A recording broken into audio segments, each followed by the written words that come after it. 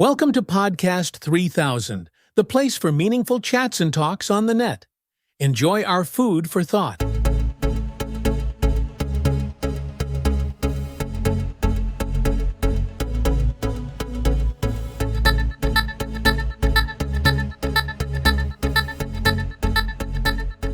Today, we have a very special deep dive. It takes us deep down, and then quite a way up.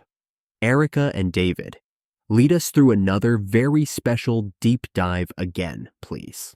Welcome to another deep dive, and today we've got a really interesting story to unpack. We're taking a look at Jully Willy, this Kenyan musician. He's had a remarkable journey, rising from pretty tough circumstances in the Korogocho slum in Nairobi to achieving some serious musical success. Yeah, it's really inspiring, And what's interesting is we've got a whole bunch of different sources to dig into.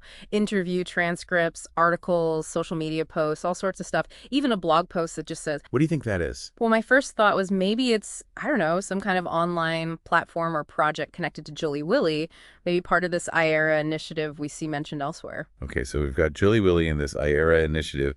What about the music, though? What kind of success are we actually talking about here?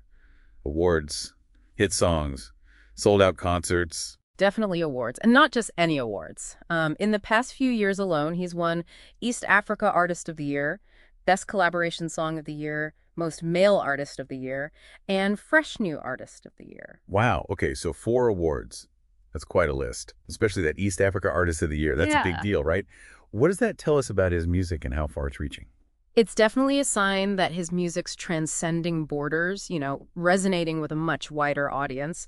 That specific award is a huge deal in the region. It shows he's got the potential to break onto the international scene. Okay, fascinating. Now, you mentioned earlier that the Ayiera Initiative was more than just an organization for him. It was like a family. What did they actually provide that was so crucial to his development as an artist? Especially considering the hardship of living in a place like Korogocho, the third largest slum in Nairobi. Yeah, life in Korogocho is a constant struggle. Poverty, limited opportunities, it's tough. But in the interviews, Jully Willy describes the Ayiera Initiative as his greatest inspiration, both materially and emotionally. They provided him with a kind of stability and encouragement to focus on his music, to actually hone his craft. So they provided a safe haven, a place where his talent could flourish despite the chaos. Exactly. They offered a sense of belonging and purpose. And it wasn't just giving him instruments or studio time. They nurtured his talent, gave him guidance, helped him believe in himself. That's so important. It sounds like they understood that holistic support was key. And, we even have this connection with Thomas Schwartz, a volunteer working with a German NGO that supports the Ayiera Initiative. It really speaks to this global network that's formed around Jully Willy. So we've got talent, support, dedication. That's a powerful combo. But achieving this level of success, coming from where he did, has to be a double-edged sword, right? How's Jully Willy's life actually changed since he hit the big time?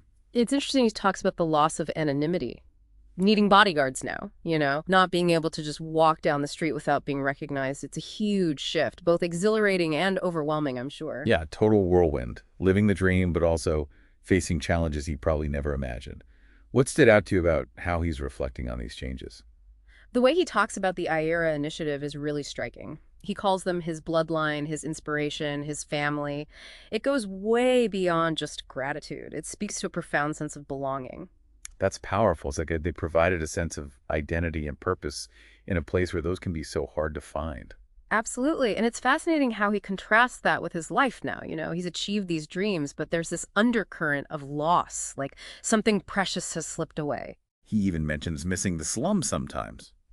Surprising, maybe, but it really speaks to that deep connection to his roots, to the community that shaped him. Right, and I think that sense of longing definitely influences his music. In what way? Well, his music's not just catchy tunes. It's an expression of his experience, his struggles, his triumphs. He's drawing inspiration from the realities of Korogocho, the poverty, the loss, the constant need to overcome obstacles. So it's that authenticity that resonates with people. It's not manufactured, it's raw and honest. A real portrayal of his life. Yeah. And you can tell he's not shying away from the tough stuff either. The guilt of leaving, the fear of losing himself, the pressure of being this symbol of hope for a whole community, that's a lot to carry. It's a heavy burden for someone so young. It seems like he's determined to use his platform for good, though. How does that come across in the sources? He talks a lot about wanting to be a role model for the youth in the slum, showing them it's possible to rise above their circumstances. Yeah. He really gets the influence he has, especially for those who see him as a symbol of hope. A huge responsibility. It's not just about his success.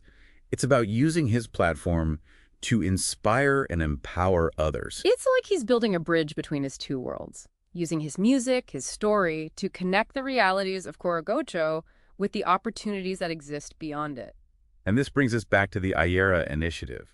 What role do you think they played in shaping this sense of responsibility? They were more than just a support system. They were a guiding force. They instilled in him that sense of community, of giving back, of recognizing that success isn't just individual. It's about lifting others up, creating opportunities for everyone. A powerful message, and one that goes way beyond Korogocho.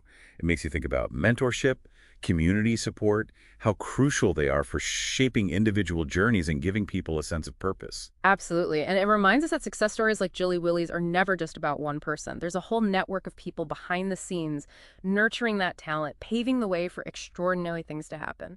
It's a good reminder that we're all connected, that even small acts of kindness and support can make a real difference in someone's life. Jully Willy's story is a perfect example of that. Yeah, for sure. And in the next part of our deep dive, we'll explore the wider implications of this story, the power of community-driven solutions, international collaboration, and that enduring hope that shines through even in the toughest situations.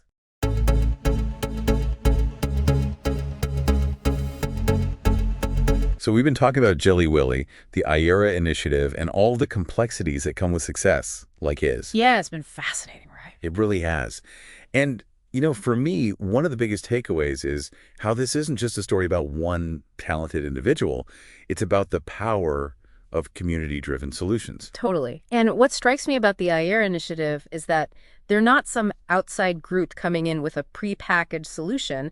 They're deeply rooted in Korogocho. They get it, They understand the needs and challenges of the people they're working with because they're part of that community. It's like it really does take a village. And they're not just giving handouts, are they? They're fostering a sense of ownership, empowering people to create change in their own lives and in their community. Exactly. They're tackling those deep-rooted systemic issues by investing in people, providing opportunities for skill building, mentorship, creating that support network that's so essential.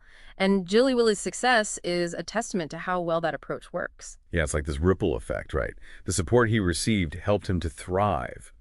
And now he's using his success to give back, inspire others, create opportunities for the next generation of artists coming up in Korogocho. Absolutely. It's a virtuous cycle, isn't it? Support leads to success, which in turn inspires more support and positive change.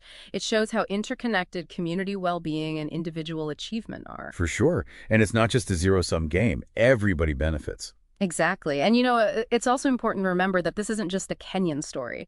We've got the German NGO involved, the Slum Changers group. These examples of international collaboration add a whole other dimension to things. Right. That global aspect is so interesting. It highlights the importance of, global citizenship, I guess. Recognizing that we're all connected. And sometimes the most effective solutions come from unexpected partnerships. People willing to reach across borders to help each other. Yeah, and it shows that even though these challenges might feel far away, we are all part of this global community, Yeah. What affects one part of the world ultimately affects us all. So true. Well, we're wrapping up this deep dive now. What are some of the key takeaways you hope our listener will reflect on? Good question. Well, first, the incredible power of these community-driven solutions, right? The Ayiera Initiative shows how vital it is to support organizations that are working from within communities to create lasting change. And the impact of mentorship, I think that's huge too.